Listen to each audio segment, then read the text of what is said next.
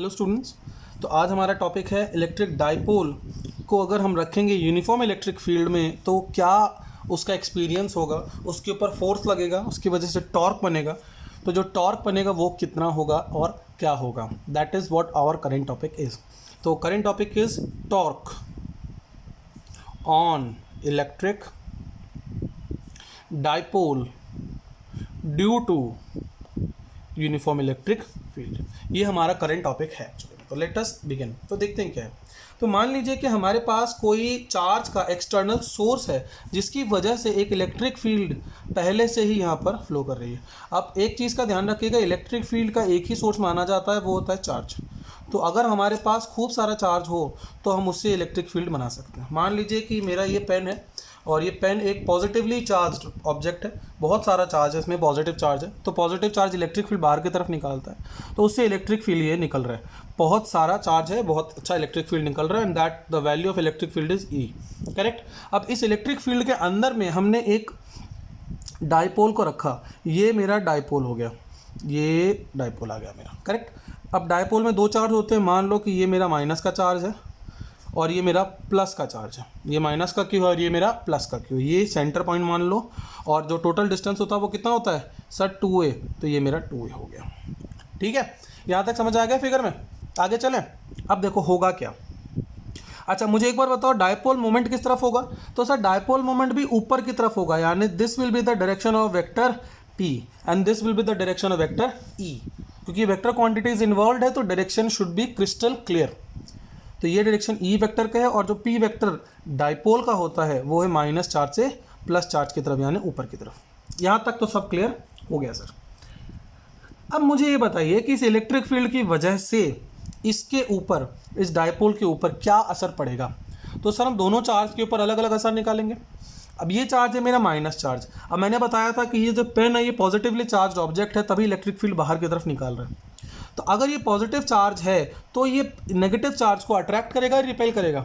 Sir attract करेगा। Positive charge हमेशा इस नेगेटिव चार्ज को अट्रैक्ट करता है, तो ये एक फोर्स लगाएगा इस डायरेक्शन में, अट्रैक्टिव फोर्स F। मान लो 1 ले लेते हैं इसको। अब याद करो हमने इलेक्ट्रिक फील्ड का एक डेफिनेशन पढ़ा था बेसिक, तो उसमें हमने क्या देखा था, F equals to q E. ये हमने फॉर्मूला पढ़ा था। एक्चुअली ये फॉर्मूला ये पढ़ा था E equals to F by q. तो उससे हमारा ये निकल कर आता है कि F equals to q E. तो ये क्या निकल कर आएगा मेरा क्यू ई, और माइनस चार्ज है तो डायरेक्शन पीछे की तरफ हो जाएगा और ये नेगेटिव चार्ज हो जाएगा, यानी इलेक्ट्रिक फील्ड से उल्टी दिशा इसकी हो जाएगी। हम इसको नीचे लिख लेते हैं अच्छे से। तो ये F1 हो जाएगा मेरा क्यू ई वन का उल्टा, क्योंकि E1 आगे की तरफ जा रहा है, E का जो डायरेक्शन है इलेक्ट्रिक फील्ड का डायरेक्शन है वो पॉजिटिव आगे की तरफ है, और ये जो फोर्स है वो पीछे की तरफ आ रहा है। इस पॉजिटिव चार्ज में क्या होगा बता सकते हो। तो इस पॉजिटिव चार्ज पे जो फोर्स लगेगा वो लगेगा आगे की तरफ, क्योंकि ये पॉजिटिव चार्ज है, ये भी पॉजिटिव चार्ज है, तो ये इसको क्या करेगा, ये इसको करेगा रिपेल। करेक्ट। तो जब ये रिपेल करेगा तो हम क्या देखते हैं कि because of repulsion it will generate a force outside. तो ये F2 हो जाएगा मेरा, इसकी वैल्यू कितनी होगी क्यू ई, और ये ई के डायरेक्शन में ही होगा क्योंकि इलेक्ट्रिक फील्ड भी इधर है और फोर्स भी इधर है, इसलिए ये पॉजिटिव होगा। ये नेगेटिव क्यों होगा मैं दोबारा बता दूं, क्योंकि फोर्स का और इलेक्ट्रिक फील्ड का डायरेक्शन उल्टा है। फोर्स का और इलेक्ट्रिक फील्ड का डायरेक्शन उल्टा है, इस वजह से दोनों का वैल्यू अलग अलग आएगी। समझ में आ गई बात। तो अब मुझे एक बार बताओ, तो हम इसको थोड़ा सा लिख लेते हैं, ठीक है, फिर कैलकुलेशन स्टार्ट करते हैं। तो हम क्या कह सकते हैं कि we have an electric dipole, we have an electric dipole placed in an external, ये वर्ड एक्सटर्नल बहुत इंपॉर्टेंट है, external electric field. External electric field, उसका नेचर कैसा है, यूनिफॉर्म। तो लिख लो आगे कि uniform electric, external uniform electric field. External माने कि जो इलेक्ट्रिक फील्ड है वो डाइपोल से नहीं बना हुआ है। एक्सटर्नल वर्ड का मतलब ये हो गया कि जो इलेक्ट्रिक फील्ड बना है that is not because of dipole, that is because of some other source. Dipole बुक तो बोगी उसके ऊपर लगेगा, डाइपोल सोर्स नहीं है, उसकी वजह से वो नहीं बना। और यूनिफॉर्म मतलब हर पॉइंट पे वैल्यू उसकी सेम है। करेक्ट। अब फोर्स, अब हम अगर देखें तो force on charge plus Q कितना होगा, force on charge plus Q कितना होगा मेरा, तो हम उसको मान रहे थे F2, वो आया मेरा QE2 QE, और फोर्स ऑन चार्ज माइनस का Q क्या आएगा F1, वो कितना होता है माइनस का QE, करेक्ट। तो नेट फोर्स कितना होगा, तो देयरफॉर नेट फोर्स बताओ मुझे कितना आएगा। नेट का मतलब समझते हो टोटल फोर्स, तो टोटल फोर्स कितना होगा F1 प्लस F2, वेक्टर दोनों जुड़ जाएंगे, दोनों जोड़ोगे क्या आएगा QE माइनस QE, कितना आया 0। तो नेट फोर्स कितना निकल कर आया 0। नेट फोर्स 0 का मतलब कि ये डायपोल जो यहाँ रखा हुआ है वो ना तो आगे जा सकता है और ना पीछे जा सकता है, क्योंकि फोर्स लग ही नहीं रहा। किसी भी डायपोल को मूव करने के लिए फोर्स चाहिए, फोर्स है, इसका मतलब है कि एक एक्सेलरेशन है, 11th में पढ़ा है आपने, और एक्सेलरेशन का मतलब है कि वो या तो आगे जाएगा या तो पीछे जाएगा, मूव करेगा मतलब लीनियर मोशन उसके अंदर में होगा। अब फोर्स तो 0 आ गया, लेकिन हम क्या देखते हैं कि ये जो फोर्स है, इन दोनों फोर्स का डायरेक्शन क्या है, इन दोनों फोर्स का डायरेक्शन उल्टा है। अब इन दोनों फोर्स का डायरेक्शन है तो हम क्या कह सकते हैं कि एक टॉर्क तो दोनों के ऊपर लगेगा, तो हम क्या कह सकते हैं, since both the forces F1 and F2 are equal and opposite.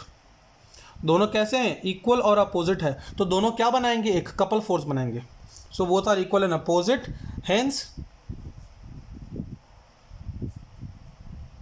They will create a couple force, they will create a couple. और कपल की वजह से क्या होता है, एक टॉर्क लगता है, कपल की वजह से क्या होता है, एक टॉर्क लगता है। They exert couple, they exert a torque,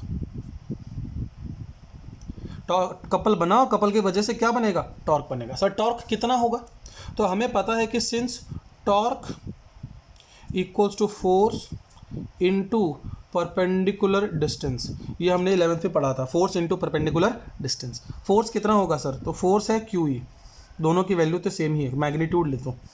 अब परपेंडिकुलर डिस्टेंस कितना होगा, वापस फिगर में चलो। अब ये इसका डायरेक्शन हो गया, ये इसका डायरेक्शन हो गया, परपेंडिकुलर डिस्टेंस है ये मेरा, ये है परपेंडिकुलर डिस्टेंस। अब ये मेरा एंगल मान लो कि थीटा एंगल हो गया, किसका, थीटा एंगल हो गया डायपोल का, और इलेक्ट्रिक फील्ड का एंगल हो गया थीटा। तो अगर ये थीटा है तो ये कितना होगा मेरा, तो ये मैं कह सकता हूँ कि सर ये थीटा का अगर साइन थीटा लो तो क्या आएगा, परपेंडिकुलर अपॉन हाइपोटेन्यूज। परपेंडिकुलर कितना है, ये लेंथ जो मुझे चाहिए, तो हम इसको क्या लिख सकते हैं, 2a साइन थीटा। अगर आपको कन्फ्यूजन हो आप इस ट्रायंगल को बना लेना अलग से, और इसका साइन थीटा लेके निकाल लेना, निकल जाएगा। इसका साइन थीटा लेना, वैल्यू आएगी इसकी लेंथ जो निकालनी है अपॉन हाइपोटेन्यूज यानी 2a, फिर आप इसकी लेंथ को निकालोगे तो आएगा 2a साइन थीटा। तो परपेंडिकुलर डिस्टेंस कितना आया, 2a साइन थीटा आया। अब 2a को और q को अलग करो, 2aq अलग हो गया और यहाँ आ गया e साइन थीटा। 2a क्या होता है हमारा, 2aq p e sine theta, और ये मेरा क्या आ गया, टॉर्क। अब सर p भी एक वेक्टर क्वांटिटी है, e भी वेक्टर क्वांटिटी है, और साइन थीटा है, यानी क्या बन रहा है, एक क्रॉस प्रोडक्ट बन रहा है। क्या बन रहा है, क्रॉस प्रोडक्ट। तो इस क्रॉस प्रोडक्ट की वजह से हम क्या लिख सकते हैं कि torque T equals to P cross E, P cross E। इस बात का ध्यान रखना है, क्योंकि साइन थीटा हमेशा वेक्टर प्रोडक्ट में काम करता है। समझ में आई बात, साइन थीटा हमेशा वेक्टर प्रोडक्ट में काम करता है। तो ये आ गया हमारा, कोई कन्फ्यूजन यहाँ तक।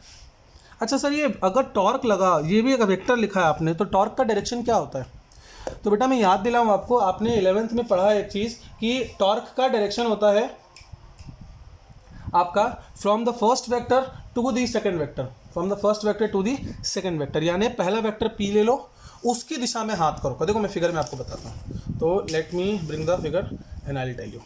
अब P के डायरेक्शन में हाथ को रखिए, P की दिशा में इसको रखना है, इसको आपको रखना है P के दिशा में, रख लिया, और फिंगर्स को क्लोज करना है दूसरे वेक्टर के डायरेक्शन में। अब दूसरा वेक्टर आपका क्या है, which is the second vector, tell me, E।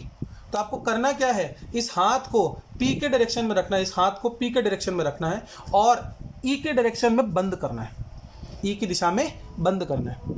उस केस में थंब जो डायरेक्शन दिखाएगा वो दिशा होगी मेरी क्या, टॉर्क का डायरेक्शन। तो again coming to the figure, ये मेरा P है, ऐसा रख लिया मैंने। अब मुझे इलेक्ट्रिक फील्ड यानी इस दिशा को इस दिशा में बंद करना है। बंद हो रहा है, ये नहीं हो रहा, तो मुझे हाथ को पलटना पड़ेगा। अब मैं बंद करूंगा तो मेरा इलेक्ट्रिक फील्ड की दिशा में बंद हो रहा है। तो थंब मेरा किधर जा रहा है? अंदर की तरफ जा रहा है, इनसाइड।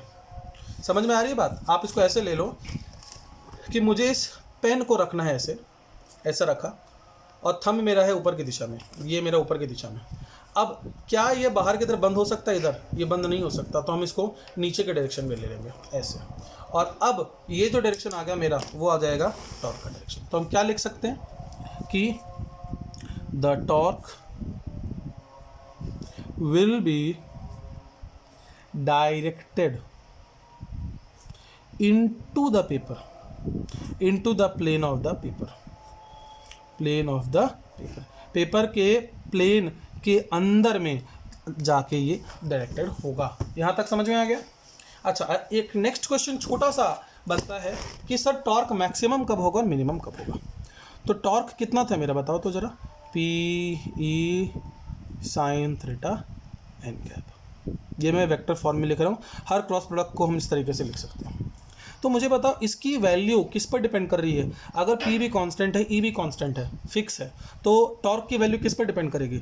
सर डिपेंड करेगी एंगल पे, करेक्ट? तो मैक्सिमम कब होगा? जब एंगल मैक्सिमम होगा। मिनिमम कब होगा? जब एंगल मिनिमम होगा, यानी साइन की वैल्यू के हिसाब से। तो हम कह सकते हैं कि maximum value of torque, for maximum value of torque theta should be 90 degree. क्यों? साइन थीटा की मैक्सिमम वैल्यू 90 पे ही होती है। तो हम लिख सकते हैं टॉर्क मैक्स कितना होता है?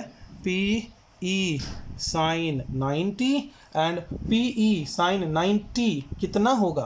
पी ई हो जाएगा। तो मैक्सिमम वैल्यू आ जाएगा टी मैक्स, एन कैप लगाएंगे अगर मान लो, तो टी मैक्स हो जाएगा हमारा P E torque, maximum torque हो जाएगा हमारा पी ई, करेक्ट? मिनिमम कितना होगा सर?